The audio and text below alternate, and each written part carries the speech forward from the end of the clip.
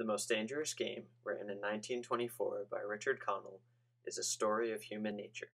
Sanger Ransford is a wealthy hunting enthusiast, conflicted about his views on killing animals. He is traveling to Rio by yacht when he hears gunshots in the distance. He jumps to the railing and falls into the ocean.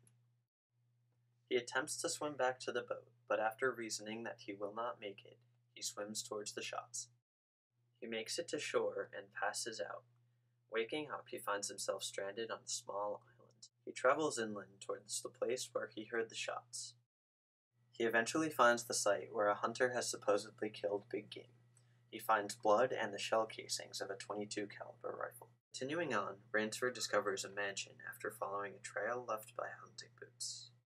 He knocks on the mansion's door, and a speechless giant answers with a gun pointed at Ransford's heart.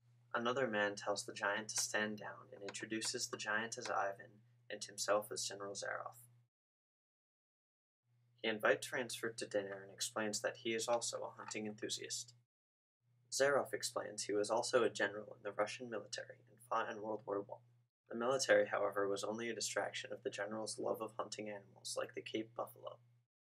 However, he says, regular creatures now bore him, and there is only one which might have the cunning and reasoning to best him. He proposes a plan in which he, armed with only a pistol of the smallest caliber, will hunt Ransford armed with only a knife. Before retiring to bed, Zaroff shows Ransford his dogs and offers to show him the library with his new heads in it, but Ransford declines. The next morning, Ransford sets out to trick Zaroff by leaving a fox trail after reasoning that simply putting distance between himself and the general would not work. He calms himself down and builds a Malay man catcher after a close encounter with the general and waits in a tree a few hundred feet away. The general springs Ransford's trap, but using his reflexes, dodges out of the way at the last moment. After the injured general leaves, Ransford once again puts distance between himself and the general. Ransford inadvertently finds himself stuck in quicksand.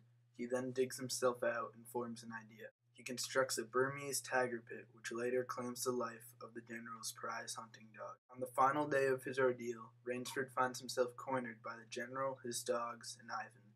Ransford, sensing the disparity of his situation, makes one last trap. The trap, a spring-loaded knife, catches and kills Ivan. Finding himself cornered, Ransford jumps off a cliff to evade the deranged general and his pack. As Zaroff returns to his mansion, he finds Ransford laying in wait. After a fight to the death, Ransford is left sleeping in the dead general's bed. Ransford is constantly conflicted with the choices of using instinct or reason to solve his problems. In his original escape from Zaroff, Ransford's use of pure instinct fails him. But when he calms himself down and finds the balance between reason and instinct, Sanger is finally able to best his hunter. I'm Sanger Ransford, and I approve this message.